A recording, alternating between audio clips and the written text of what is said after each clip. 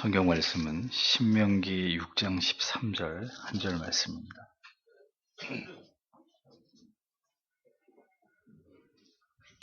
신명기 6장 13절 함께 읽겠습니다. 내 하나님 여호와를 경외하며 섬기며 그 이름으로 맹세할 것이니라. 아멘. 하이델베르크 요리문답 강의 101문입니다. 오늘은 101문과 102문을 이어서 강의하겠습니다. 101문 먼저. 그러나 하나님의 이름으로 경건하게 맹세할 수는 있습니까? 그렇습니다. 국가가 국민에게 요구하는 경우 혹은 하나님의 영광과 이웃의 복을 위하여 신뢰와 진리를 보존하고 증진시키는데 꼭 필요한 경우에는 맹세할 수 있습니다. 그러한 맹세는 하나님의 말씀에 근거한 것이며 그렇기에 구약과 신약의 성도들도 이것을 옳게 사용해 왔습니다. 102문, 성인이나 다른 피조물로도 맹세할 수 있습니까? 아닙니다. 정당한 맹세는 오직 홀로 하나님의 마음을 하나님을 불러 진리에 대해 증인이 되어주시며 내가 거짓으로 맹세할 때에 형벌하시기를 구하는 것입니다. 이러한 영예는 어떤 피조물에게도 돌아갈 수 없습니다. 네.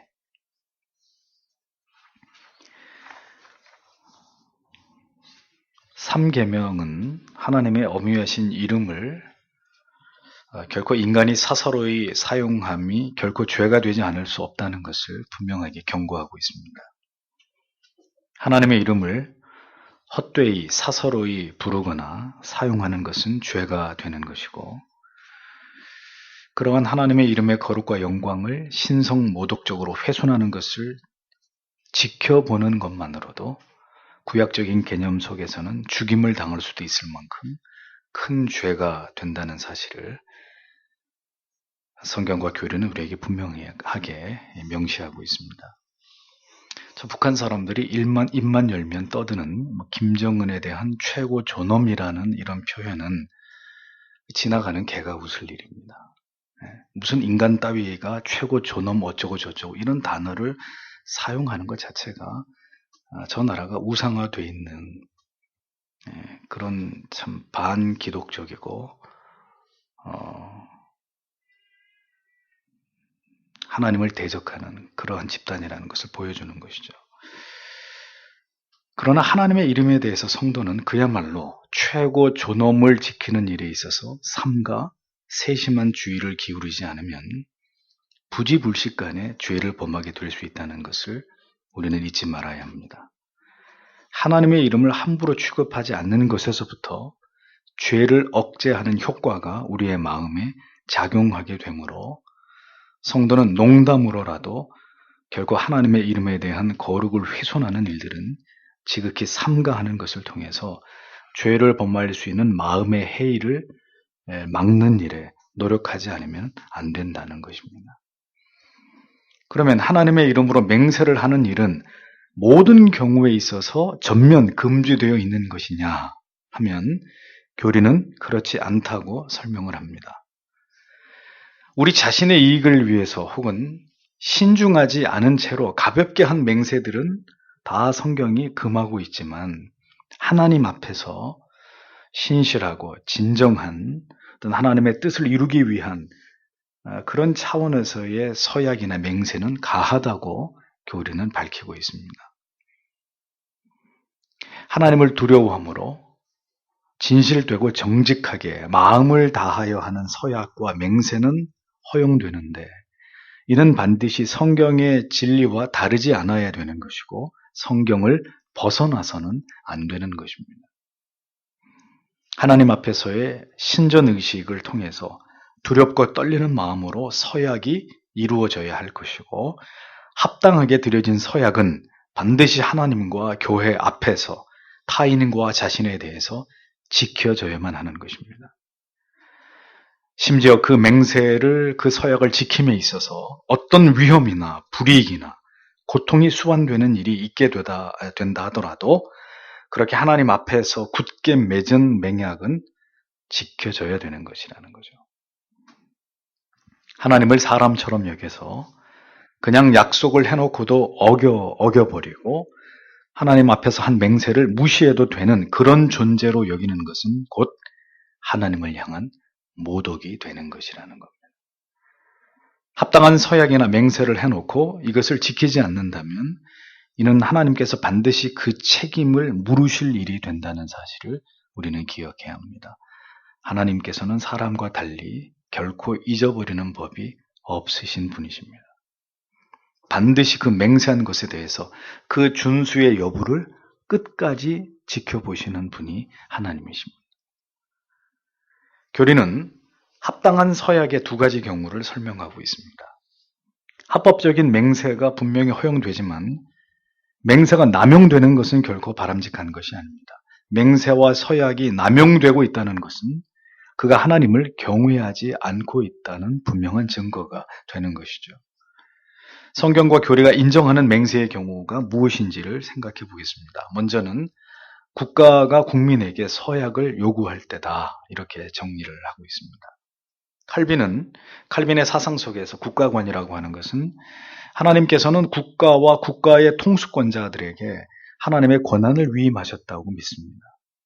그러하기에 사람에게 복종하고 서약하는 것이 아니라 하나님의 권한이 위임된 국가의 기관이나 혹은 그 직책을 가진 자들에게 성도는 복종하고 그 합당한 서약과 어떤 맹세를 마땅히 행해야 된다는 것을 우리는 알게 됩니다. 군인이 만약에 군대에 가서 군인으로서의 서약을 해야 되는데 신자라는 이유 때문에 거부하는 것, 적절하지 않은 처사라는 거예요. 그러므로 국가나 혹은 위의 권위가 우리에게 맹세나 서약을 요구할 때 그것이 진리를 거스리고 하나님의 뜻을 위배하는 것이 아니라면 우리는 맹세할 수 있음을 올바르게 이해해야 될 필요가 있습니다. 두 번째는 하나님의 영광과 이웃의 복을 위해서 신뢰와 진리를 보존하는 데 증진하는 그런 경우에서의 맹세와 서약을 허용합니다. 야고보가 5장 12절에서 맹세하지 말라고 한 표현은 무분별하고 성급한 맹세를 의미하는 것입니다. 자기의 화를 면하기 위해서 엉겁결에 하나님의 이름을 팔아서 그렇게 엉겁결에 하는 이런 맹세들을 금하고 있는 것이라는 것을 알 수 있습니다. 자신의 이익을 위해서 하나님의 이름을 팔아서 하는 이런 맹세가 아닌 하나님의 영광과 이웃을 위해서 신뢰와 진리를 보존하고 증진하기 위한 데 필요한 모든 경우의 맹세는 필요한 것입니다. 왜냐하면 인간은 전적으로 타락하고 부패하고 무능한 존재이기 때문에 함께 어떤 올바른 뜻을, 어떤 가치를 이루어가는 일을 위해서는 마음을 하나로, 뜻을 하나로 모으고 그 일에 기꺼이 동참하고 열심을 다할 것을 맹세하는 이런 일들이 필요하다는 것입니다. 정직하고 진실하게 끝까지 그 모든 일들을 책임있게 수행하겠다고 하는 하나님 앞에서의 서약과 맹세가 있어야 되는 것이죠. 그래서 목사도 목사 안수를 받기 전에 서약을 하는 것입니다. 여러분들도 세례나 입교를 할 때 혹은 유아 세례를 베풀고 혹은 집사와 장로, 권사로 임직을 할 때 이런 경우에 뭘 합니까? 반드시 서약을 하고 맹세를 하고 그렇게 하고 직분을 받고 또 입교인이 되고 세례를 받고 하는 일들을 행하지 않습니까? 이러한 경우는 모두 하나님의 영광과 진리를 위한 우리의 다짐과 의지를 표현하는 것으로서의 맹세가 되는 것입니다. 중요한 것은 교리가 명시하는 바와 같이 그 모든 내용이 이렇게 성경에 근거하고 성경에 준한 것이어야 한다는 것입니다. 전혀 그렇지 않은 맹세도 있죠. 장로가 되고자 하는 사람은 1억을 하나님께 바치기로 서약을 하고 맹세를 하고 장로가 되는 이런 일들을 반드시 금해져야 될 일입니다. 또한 부교육자를 채용하는데 담임 목사에게 절대 복종을 맹세하고 임용이 되는 이런 참 희한한 일들도 있습니다. 교회를 2년 안에 부흥시키지 못하면 재신임 투표를 해서 언제든 목사의 신임을 물을 수 있다는, 언제나 목사를 쫓아낼 수 있다는 이런 서약을 하고 이런 내규를 만들어서 교회를 운영하는 이런 모든 일들은 성경이 허락하고 있는 그런 서약과 맹세와는 거리가 먼 것들입니다. 하나님의 말씀에 근거하는 맹세와 서약은 성경에서 분명히 기록되어 있는 것을 볼 수 있습니다. 아브라함은 소돔 왕에게 맹세를 했고 아브라함의 종은 아브라함에게 맹세를 했습니다.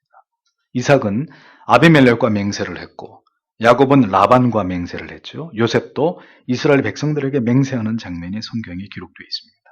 다윗은 사울에게 맹세를 했죠. 바울은 로마서 9장 1절에서 맹세와 유사한 의미의 말을 하고 있는 것을 우리에게 보여줍니다. 이렇게 맹세는 하나님께 영광이 되고 이웃에게 유익이 되고 신뢰를 위해서 진리를 보존하기 위한 구별된 경우에 제한적으로 허용된다는 것을 우리는 올바르게 이해할 필요가 있습니다. 다시 말합니다. 자기 일을 위해서, 자기의 어떤 이익을 위해서 하나님의 이름을 걸고 맹세하거나 서약하는 것은 그것은 허락되지 않는 것이다 라는 것을 명심하셔야 합니다. 자, 이 하나님의 이름을 사용하는 것뿐만이 아니라 이것을 조금 더 확대하면 하나님과 관련된 모든 것에 있어서 이것을 개인적인 용도로 유용하는 것 또한 절대로 바람직한 것이 아니라는 것을 알 수 있습니다. 교회의 재정을 성도 개인의 어떤 사업을 위해서 급한 용도로 변통을 한다든지 교회의 구별된 공간을 예배와 성도의 회집 이외에 다른 목적으로 무슨 학원이나 선교원으로 활용한다든지 이러한 일들은 이 계명을 보다 넓게 적용하게 될 때 모두 합당하지 않은 일이 되는 것입니다. 101문은 성인이나 다른 피조물로 맹세할 수 있는지를 이어서 질문합니다. 이러한 질문이 포함되게 된 시대적인 이유는 당시 로마 가톨릭은 각종 성인의 이름으로 맹세를 강요하는 이런 일들이 있었습니다. 병이 낫는 것은 성 아무아무의 이름으로 맹세를 해야 되고 결혼을 하려면 성 아무아무의 이름으로 또 이렇게 성인들의 이름을 가지고 여러 가지 경우들에 대해서 맹세를 하고 심지어는 천사의 이름으로도 맹세하기도 했습니다. 이렇게 맹세에서 동원되는 성인이나 천사의 이름이 수도 없이 많기 때문에 이걸 잘못 외워가지고 잘못된 맹세를 잘못된 성인의 이름이나 천사의 이름으로 하게 되면 그 맹세는 효력이 없는 것이다. 이렇게 주장하기도 합니다. 자, 여러분 개신교 신자가 된 걸 감사하게 생각하셔야 돼요. 머리 나쁜 사람은 천주교에 가가지고 그걸 다 외워가지고 그때그때 그 이름으로 다 맹세를 하고 기도를 해야 되는데 어떻게 할 거예요? 이걸 이름을 잘못되면 다 무효라는 거예요. 무효. 참 피곤하죠. 네. 종교라고 하는 것이 그 내면적인 요소는 부실하고 외형적으로만 성장하게 되면 이러한 형식을 빌어서 사람들을 통제하려고 하고 사람들을 기만하려고 하는 타락으로 흐르게 되는 이런 일들이 얼마든지 일어날 수 있습니다. 바리새인들을 보십시오. 제단으로 맹세를 하면 소용이 없고 제단 위에 있는 예물로 맹세를 해야 효력이 있다고 가르칩니다. 또 성전으로 맹세하면 효력이 없고 성전의 금으로 바친 금으로 맹세해야 효력이 있다고 강요했습니다. 왜 예수님께서 바리새인들이나 서기관들을 소경이라고 그렇게 불렀겠습니까? 이미 예수님 당시에서부터 종교 지도자들은 부패할 대로 부패해서 신도들을 간교하게 속이면서 자기들의 이익을 갈취하고 있었던 것을 보여줍니다.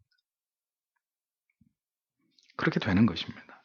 올바른 맹세가 이루어지지 않을 때 이러한 도구와 수단은 결국 종교 지도자들의 탐욕을 채우고 교권을 강화하는 수단이 될 수밖에 없는 것입니다. 얼마나 많은 교회들이 일천번제와 같은 전혀 성경적이지 않은 그런 서원과 서약을 강요하고 그 밖에도 각종 서원 헌금과 어떤 특별한 서원과 맹세를 혹은 절기마다 어떤 서원과 감사의 제목들을 헌금과 함께 이렇게 하나님 앞에 드릴 것을 강요해서 이런 목적과 성경적이지 않은 이유 때문에 얼마나 많은 헌금들을 강요합니까? 이런 것들을 잘하면 교회의 재정은 어렵지 않은 거예요.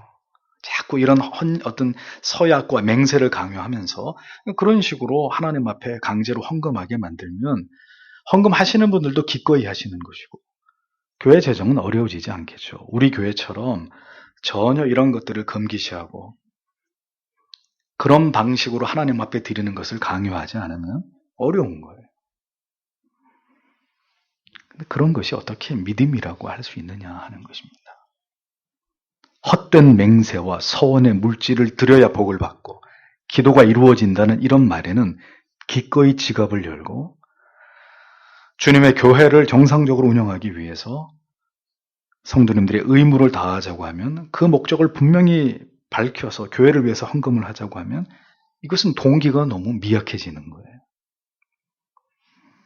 얼마든지 이러한 맹세와 서약이 하나님께서 기뻐하시지 않는 방향으로 흐르게 될 때 타락하고 변질되고 인본주의로 흐를 수 있다는 것을 우리는 절대로 잊지 말아야 됩니다. 그러니까 자꾸 그러한 트릭을 쓰면 안 되는 거죠. 그런 방식으로 하나님의 이름을 하나님 앞에서의 엄숙한 서약과 맹세를 혹은 어떤 결심들을 그렇게 악하게 사용하면 안 되는 거라는 겁니다. 정당한 맹세는 사람의 마음을 아시는 하나님을 불러 진리에 대해 증인이 되어 주시며 내가 거짓으로 맹세할 때에 형벌 주시기를 구하는 것이다. 교리는 분명하게 명시하고 있습니다. 합격만 시켜주시면 이번 것만 어떻게 잘 성사되게 해주시면 내가 주님을 위해서 어떻게 하겠습니다. 뭐 얼마를 헌금하겠습니다. 뭘 어떻게 내가 봉사하겠습니다. 이러한 마음과 태도와 자세는 절대로 바람직한 신앙과는 거리가 먼 하나님과 흥정을 하겠다는 아주 힘이 패역한 태도가 될 뿐인 것입니다. 하나님께 드리는 맹세는 이러한 목적과 뜻을 위한 것이 되어서는 결코 안 됩니다. 오직 하나님의 나라와 그 뜻을 이루기 위한 일에 서약을 하고 맹세를 할 때 부디 하나님께서 나를 도와주셔서 그 뜻을 이룰 수 있도록 도와주시기를 바라고 나의 이 맹세와 이 서약에 지극히 인간적이고 이기적인 것이 죄악된 것이 그 안에 포함된다면 내가 벌을 받기를 원합니다. 이러한 두려운 마음으로 그 중심과 진정성이 그 맹세 속에 분명하게 들어있는 그런 맹세가 하나님 앞에서 유효할 따름이라는 거죠. 우리가 이러한 맹세를 하나님 외에 누구를 상대로 할 수 있으며 그런 맹세의 보증을 얻을 수 있다는 말입니까? 이러한 영예는 하나님께만 돌려져야 된다.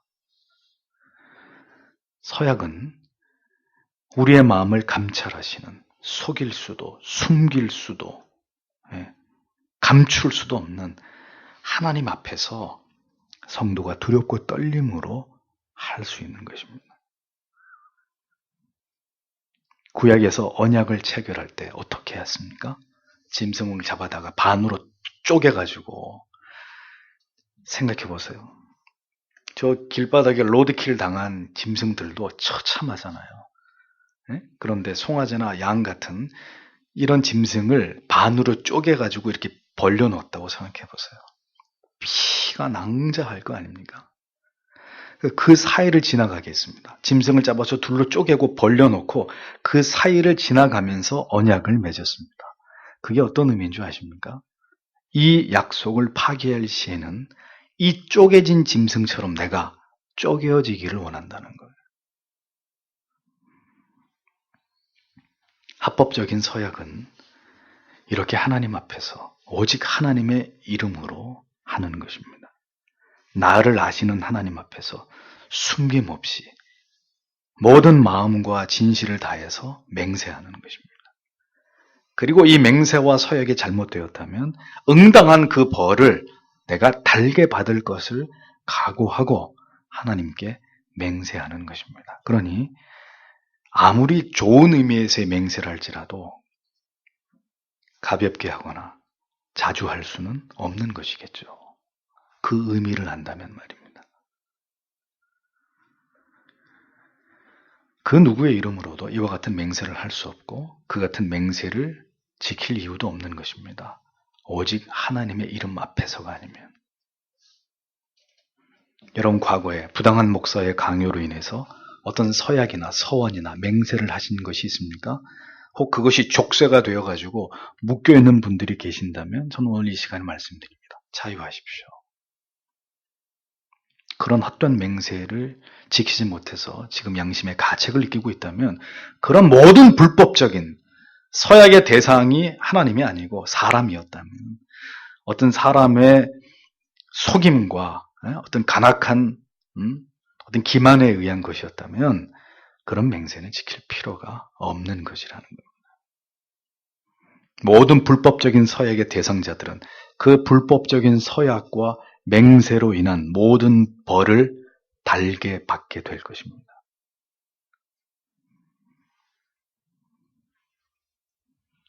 성도는 하나님께 합법적인 맹세와 서약을 할 수 있으나 그 내용은 반드시 성경의 제한을 받아야 하고 하나님의 보증이 따르는 것이어야 한다라는 거죠.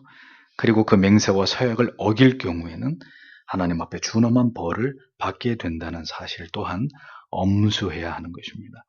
그래서 여러분 빈말이 아니라 정말 말씀드리는 거예요. 하나님 앞에 직분을 받든지 어떠한 일을 내가 하나님 앞에 감당하겠다고 서약을 했고 맹세를 했으면 절대로 그 일을 소홀히 여겨서는 안 되는 것입니다. 정말 하나님 앞에 그렇게 그것을 감당해내기 위해서 내가 할 수 있는 모든 노력을 다해야 되는 것입니다.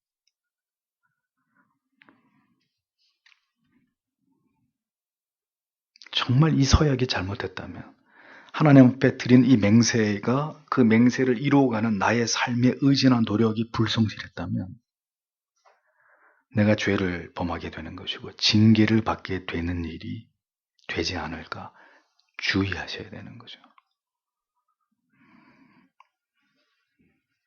교리는 분명하게 말합니다. 합법적인 맹세와 서약은 죄가 되지 않으나 합법성이 깨어져 버린 서약과 맹세는 반드시 그 대가가 따르는 것이다.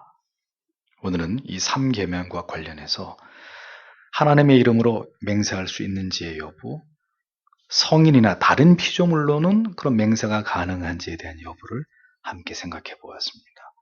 교리의 내용을 통해서 맹세와 서약, 어느 때에 어떻게 해야 되는 것이고 그것을 어떻게 지켜야 되는 것인지를 깊이 생각하셔서 여러분들의 신앙의 삶 속에 이런 부분에 있어서 하나님 앞에 부족함이 혹은 잘못됨이 있지 않도록 각별히 유의하시는 여러분들이 되시길 바랍니다. 기도하겠습니다. 주신 말씀을 생각하면서 정교한 교리를 통해서 우리는 우리의 삶의 여러 가지 모습들을 우리가 살펴볼 필요가 있죠. 오늘은 이 부분에 있어서 우리가 하나님 앞에 걸리는 것이 없는지 생각해 보시고 하나님 앞에 이 시간 함께 다 같이 기도하길 원합니다.